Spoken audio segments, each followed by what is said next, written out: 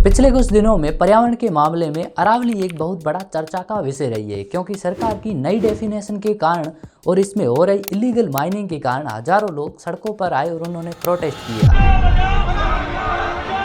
जिसके बाद supreme court को मजबूर होकर अपनी इस नई डेफिनेशन को वापस लेना पड़ा। लेकिन अब सवाल तो आपके भी मन में आया होगा कि ये अरावली पर्वतमाला इतनी महत्वपूर्ण क्यों है और क्यों इससे बचाने के लिए हजारों लोग सड़कों पर उतर आए। तो चलो आज की इस डॉक्यूमेंट्री में हम इसी सवाल का जवाब ढूंढते हैं कि आखिर कितनी महत्वपूर्ण है अरावली। अब इस सवाल का जवाब ढूंढने के लिए हमें अरावली की ज्योग्राफी को देखना होगा। अब यह पहाड़ियाँ जो है वो 3 स्टेट और एक यूनियन टेरिटरी तक फैली हुई है। मतलब ये गुजरात से स्टार्ट होती है, राजस्थान हरियाणा से होती हुई दिल्ली एनसीआर तक जाती है और इस पर्वत श्रेणी की लंबाई 700 किलोमीटर है और इसकी उम्र लगभग 2.5 बिलियन साल पुरानी है। अगर इसका कंपैरिजन हिमालय के साथ करे तो वो सिर्फ 40 मिलियन साल पुराना है। मतलब एज के अनुसार अरावली के सामने हिमालय जो है वो अभी बच्चा है। अब ये पहाड़ियाँ महत्वपूर्ण इसलिए है क्योंकि ये बंगाल की खाड़ी से आने वाले मानसून के आगे दीवार की तरह काम करती है और बरसात का कारण बनती है। अब ये पहाड़ जो होते हैं वो धरातल से ऊपर उठे होते हैं, जिसकी वजह से होता है कि ये बादल और हवा की गति को धीमा कर लेते हैं और बारिश करवाते हैं। यही कारण है कि अरावली के पश्चिमी हिस्से में सूखा है और पूर्वी हिस्से में काफी ज्यादा हरियाली है। यही वजह है कि अरावली के एक तरफ डेजर्ट है तो दूसरी तरफ जंगल है। और एग्जैक्ट शब्दों में कहा जाए तो अरावली वो जीवन रेखा है जिसके एक तरफ जीवन कठिन है तो दूसरी तरफ जीवन बहुत ही आसान है। अब यही वो बारिश है जो इस क्षेत्र के लिए जल संसाधन के मामले में अरावली को रीढ़ की हड्डी बनाता है। और यही वो पर्वतमाला है जहाँ से चंबल, साबरमती, लूनी जैसी नदियों का उद्गम होता है, जो दिल्ली एनसीआर और राजस्थान के लिए पानी का एक महत्वपूर्ण स्रोत है। अब अरावली के एक तरफ पानी की अधिकता होने के कारण वो एरिया जो है वो पूरा जंगलों से कवर्ड है और यही कारण है कि यहाँ 20 से ज्यादा नेशनल पार्क और वाइल्ड लाइफ सेंचुरीज है जो बायोडाइवर्सिटी से एकदम लहस है। और यही नहीं, सुल्तानपुर और सांबर जैसे महत्वपूर्ण वेटलैंड है अरावली में। और इस पूरे अरावली रीजन में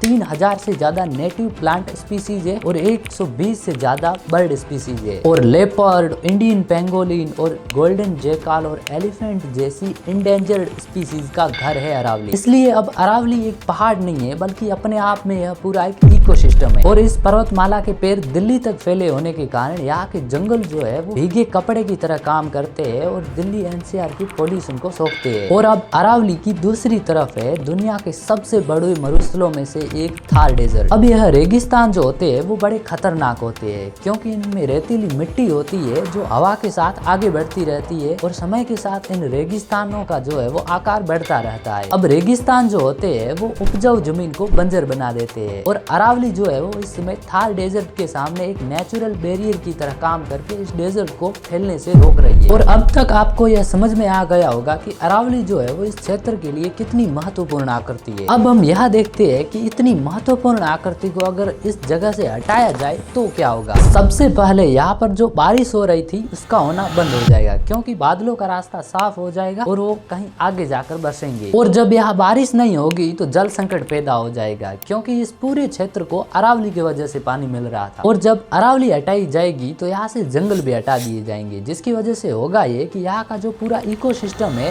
वो तबाह कर दिया जाएगा, जिसका परिणाम ये होगा कि यहाँ पर कई सारी प्रजातियां जो है वो हमेशा के लिए नष्ट हो जाएगी। और जब जंगल हटाए जाएंगे तो यहाँ का तापमान जो है वो नॉर्मल तापमान से कहीं ज्यादा बढ़ जाएगा। वो इसलिए कि जब अरावली हटा दी जाएगी तो पीछे एक फ्लैट जमीन बचेगी और उस पर बिल्डर्स आकर के अपना घर बनाएंगे। गर्मी के दिनों में यह कंक्रीट जो है वो गर्म होकर इस पूरे क्षेत्र को हीट आइलैंड में कन्वर्ट कर देगा। अब सोचिए कि अरावली हटी तो ये सारी समस्याएं होने वाली है और अरावली में लगातार माइनिंग हो रही है, जिसकी वजह से पहाड़ के पहाड़ गायब हो रहे हैं। पहाड़ था, उस पहाड़ का मान था, तो फिर क्या हुआ? इसको लेकर तेरे साथ ब्लास्टिंग करके।